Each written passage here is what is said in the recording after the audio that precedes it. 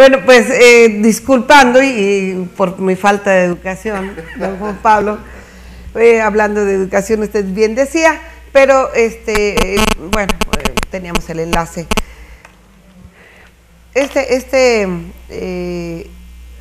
Esta reforma educativa que le viene a dar, bueno, le dio por lo pronto al traste a un crucero que ya tenía contratado doña Elvester, se iba de vacaciones.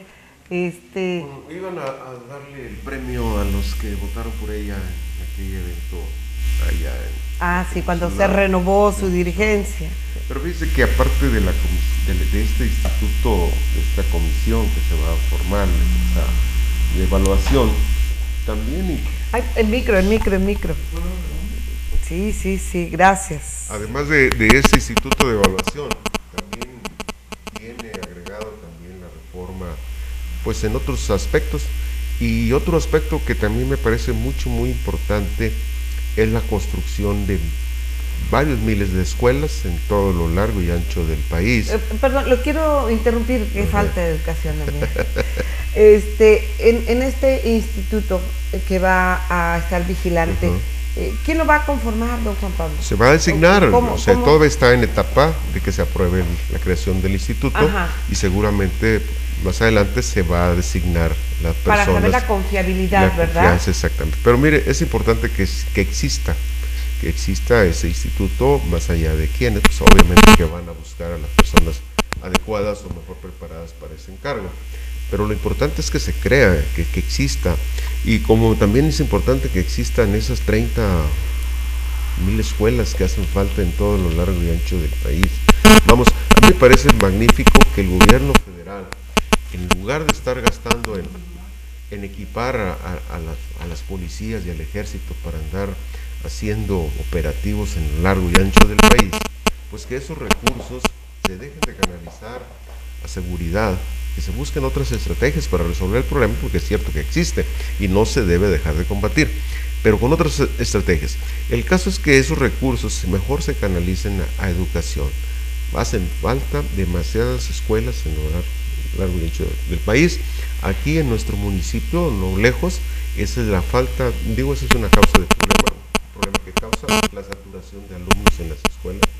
El hecho de que un maestro tenga a cargo 40, 50 alumnos, es imposible, es difícil que esa persona tenga un buen éxito en la educación de sus muchachos. Debe de haber, hay países donde un maestro tiene a cargo 26 alumnos, hasta 28 alumnos máximo, y tienen mejor educación esos muchachos porque están mejor atendidos.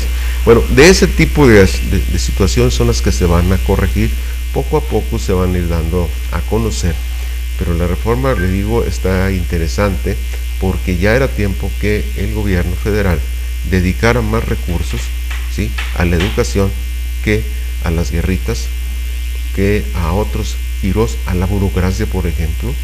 Usted vio que se anunció una reducción del salario a muchos secretarios. En el tiempo del panismo tenemos secretarios, subsecretarios que ganan cientos de miles de pesos al mes. Y entonces el dinero se destinaba, a la burocracia y no a gastárselo en educación como debe ser. Por eso es que le digo que me parece bien esta reforma educativa, más allá de si desaparece o no el liderazgo de Elvester, si ella se alinea o se hace a un lado y deja que se aplique esta reforma, eso ya sería una cuestión política, ¿sí? Lo importante es que se dé. ¿Por qué? Porque yo considero que ya era tiempo, que después de 12 años de indefiniciones y la falta de acuerdos entre las cúpulas de los poderes fácticos y la partidocracia que comparten el poder político en nuestro país, ya era tiempo que estos se pusieran de acuerdo y aprobaran esta reforma educativa que indudablemente será para un beneficio para nuestro país. De tal modo que si el próximo martes se aprueba esta reforma educativa, ¿cómo va?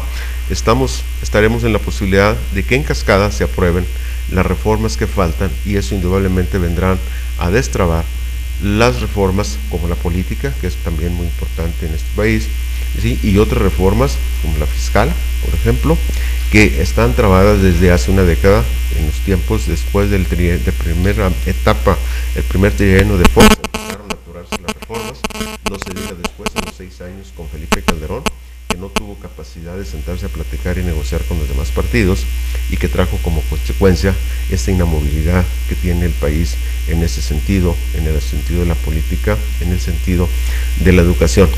La política es muy importante, mucha gente no le toma interés que debe, pero de la política dependen muchas decisiones que se toman en este país. No es posible, por ejemplo, a mí me llama la atención que ahora, con las decisiones del presidente, se empieza a sentir que existe línea, que existe gobierno, cosa que no se sentía en los últimos 3 años de Felipe Calderón. De tal modo que estamos ante un cambio muy significativo y esperemos que sea para el beneficio de todos. Por lo pronto, déjeme decirle, tomo estos datos del periódico El Universal, que dice, se informó que la presidenta Elbester Gordillo convocó a la reunión que se realizará este martes 18 y miércoles de 19 de diciembre del 2012. Se trata de la 35 sesión extraordinaria del Consejo Nacional, sin que haya precisado el lugar del encuentro.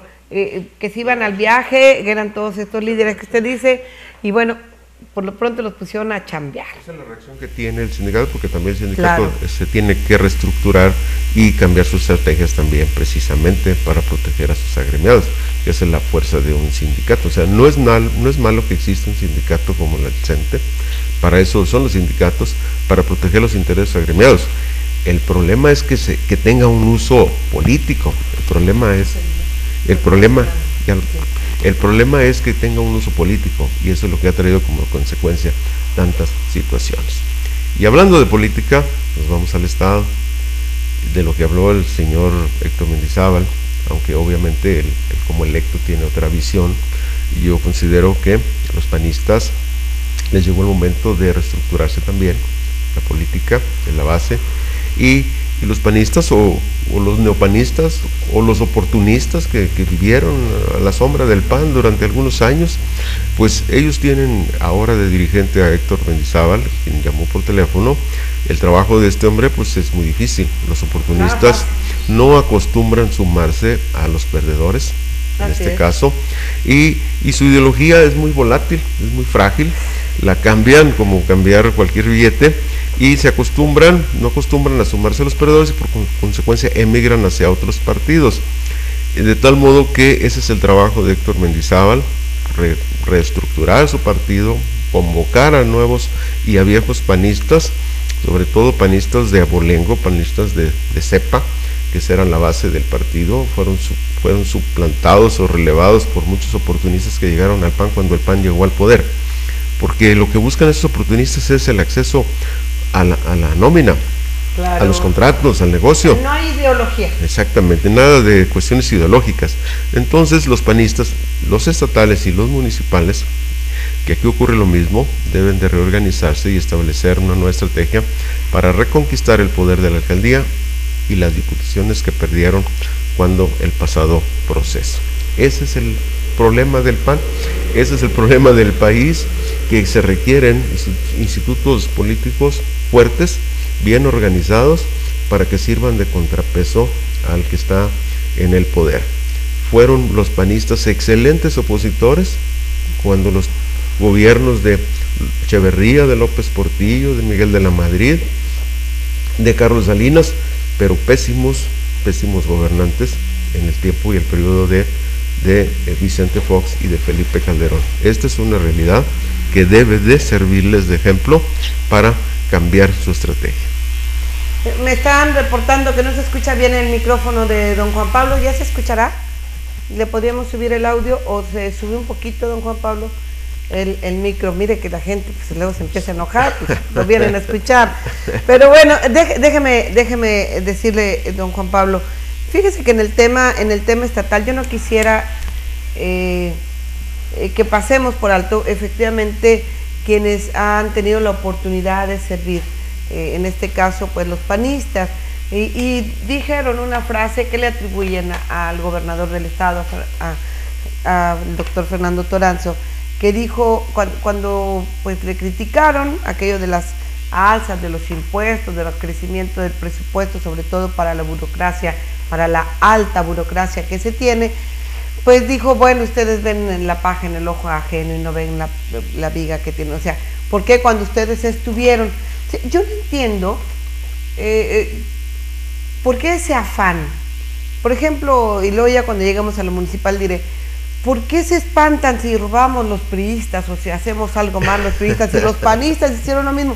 O sea, y en este caso me refiero a, porque esto ha salido en todos los medios, y esto porque el viernes fue precisamente una sesión de la única maratónica del año de este Congreso, de la actual legislatura, en donde pues aprobaron, le decía al inicio, por unanimidad finalmente la ley de ingresos de los 58 municipios, la misma de egresos y de ingresos del Estado, pero argumentando eso.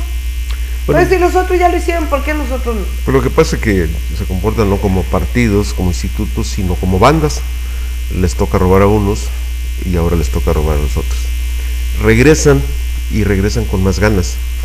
Mire, cuando llegaron, pero no lo que se llevaron. Cuando llegaron los panistas al poder, yo recuerdo, y causó molestia en algunos de ellos, una anécdota o un chascarrillo que rezaba sobre un limosnero que estaba fuera de una iglesia y tenía unas llagas para pues cautivar más apoyos, ¿no? Y entonces tenía muchas moscas y llegó una persona, el señor invidente, y llegó con el periódico, se las espantó todas. Resulta que el señor sintió el aire y le dijo, ¿qué está haciendo? Dijo, te estoy espantando las moscas que tenías ahí en las llagas. Dijo, no, mi amigo, no me las espante. Estas moscas que ya tenían rato ahí, ya comieron, nomás están ahí descansando. Me espanta usted esas y van a llegar otras más hambrientas. No me ande haciendo eso, por favor. Esto se asemeja, si no en todos los casos, en los cambios de gobierno. Después de que salen 6 años de no estar cerca de la nómina, regresan con más hambre, señora. Igual que las moscas, mejor muchos quisieran que siguieran los mismos, que ya están llenitos y que ya no sangran tanto. Pero la realidad dice que los políticos se están comportando de esa manera. Ahora les toca a unos bailarla y a otros deben estar sentaditos y callados hasta que les toque la siguiente tanda. El problema está en los electores, el problema son los que eligen, al final de cuentas, o permiten que otros elijan mediante la manipulación, elijan a diputados, que después los diputados se convierten en verdugos de los propios votantes. Muchos ciudadanos votaron porque les dieron una tarjeta de Monex o una tarjeta para llamar a larga distancia y nunca pensaron el costo que iba a tener para ellos esa tarjetita de 500, esa despensa que les regalaron, ese laminita que todavía las tienen guardadas ahí en el Puente del Carmen, un diputado federal todavía las tiene de las que sobraron. Bueno, todo eso tiene un costo gravísimo para el ciudadano. ¿Por qué? Porque esos diputados van a aprobar, sin chistar, los nuevos impuestos que pagaremos todos los ciudadanos y que vendrá siendo el costo de esas laminitas, ¿sí? Y de esa despensa o esa tarjetita que algunos recibieron. El problema es que los que lo recibieron votaron, pero los demás electores se quedaron quietos, no participaron y ahora por consecuencia no pueden estar reclamando. Es triste la situación y yo he escuchado las versiones de los priistas en el poder. En la presidencia local se da el caso. Cuando los panistas estuvieron, fueron crueles con los priistas, cuando los desbancaron, los sacaron del poder. Ahora regresan los priistas y también son igual de crueles con muchos panistas a los que han desplazado de sus trabajos, los han humillado, los han vejado y los han mandado a la plaza y están enfrente esperando que el abogado les transmita su finiquito. Bueno, pues estamos hablando de bandas, estamos hablando de pandillas que llegan al poder a eso, a robarse, a apropiarse, y que cuando los que pasan a la banca o a oposición reclaman, les dicen exactamente eso. Ya fue el tiempo de ustedes, lo aprovecharon.